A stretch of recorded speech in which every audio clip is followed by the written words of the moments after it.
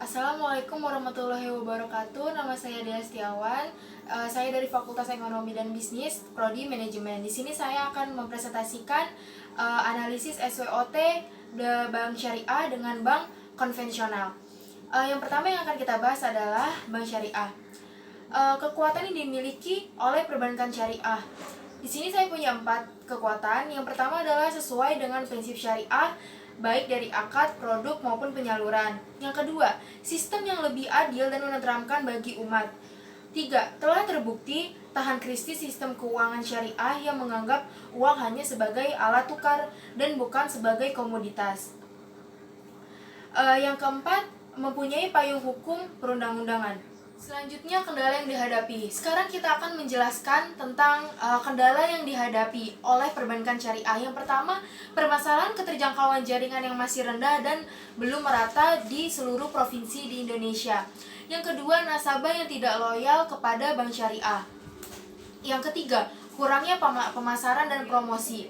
Keempat, kurangnya sosialisasi dan edukasi kepada masyarakat. Lalu nomor 5, kurangnya sumber daya manusia. Yang keenam, membatasi instrumen dan produk bank pada bentuk tertentu. Selanjutnya kita akan membahas peluang yang dapat diraih oleh perbankan syariah. Yang pertama, perluasan market share perbankan syariah. Kedua, aktivitas usaha bank syariah yang lebih banyak dan beragam dibandingkan bank konvensional. Yang ketiga, sumber daya manusia yang memiliki kualifikasi. Lalu yang keempat, penduduk Indonesia yang mayoritasnya adalah seorang muslim.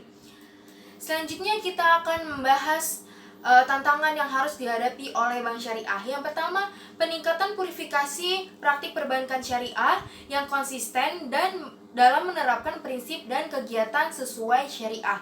Yang kedua, pembebasan pemilikan bank umum syariah oleh Badan Hukum Indonesia dengan warga negara asing atau badan hukum asing.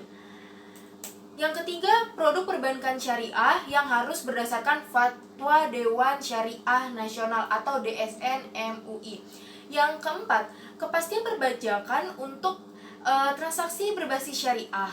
Meskipun UU Perbankan Syariah telah disahkan, tetapi pengenaan pajak berganda atau double taxation pada transaksi berbasis syariah masih menjadi kendala.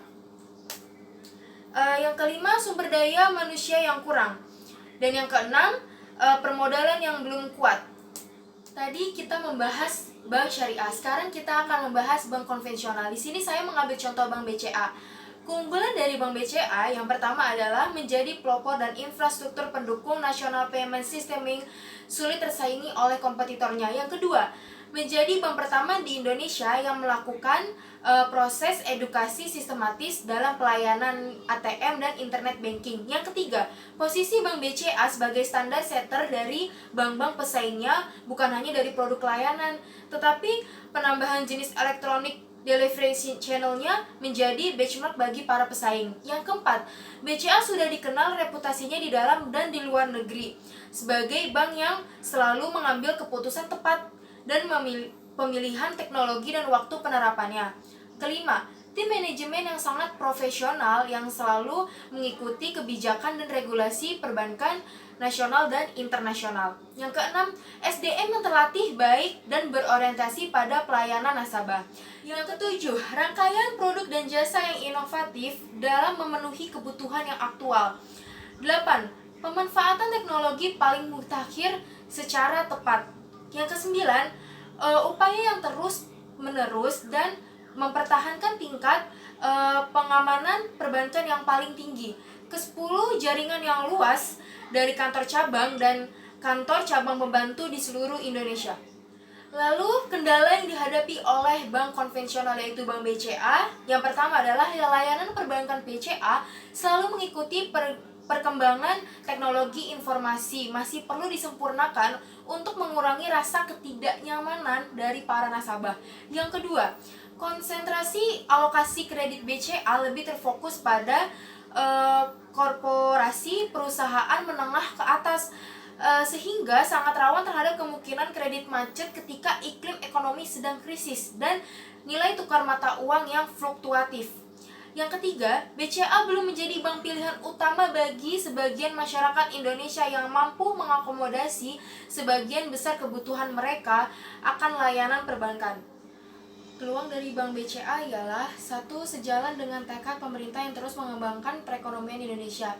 Yang kedua, perancangan tahun 2008 sebagai tahun edukasi perbankan bagi masyarakat memungkinkan dunia perbankan bertarung secara kompetitif untuk berebut nasabah. Yang ketiga, kecenderungan pola hidup masyarakat yang konsumtif merupakan salah satu peluang yang perlu dicermati untuk meningkatkan jenis produk jasa kredit perbankan dan kualitas pelayanan bagi nasabah.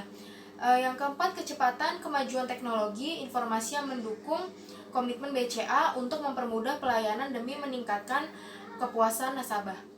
Tantangan yang harus dihadapi oleh bank konvensional yaitu Bank BCA. Yang pertama adalah perkembangan dunia bisnis semakin kompleks dengan tingkat persaingan yang tinggi di tengah kondisi perekonomian Indonesia yang terus bergejolak dan tingkat inflasi yang cukup tinggi. Yang kedua, masyarakat cenderung meminati layanan perbankan yang simpel dan menawarkan berbagai macam fleksibilitas serta berbagai macam hadiah yang menggiurkan. Lalu yang ketiga, tingkat inflasi yang terus meningkat mengurangi minat masyarakat untuk menyimpan uang di bank. Sekian presentasi analisis SWOT perbankan syariah dan perbankan konvensional dari saya. Lebih dan kurangnya saya mohon maaf. Wassalamualaikum warahmatullahi wabarakatuh.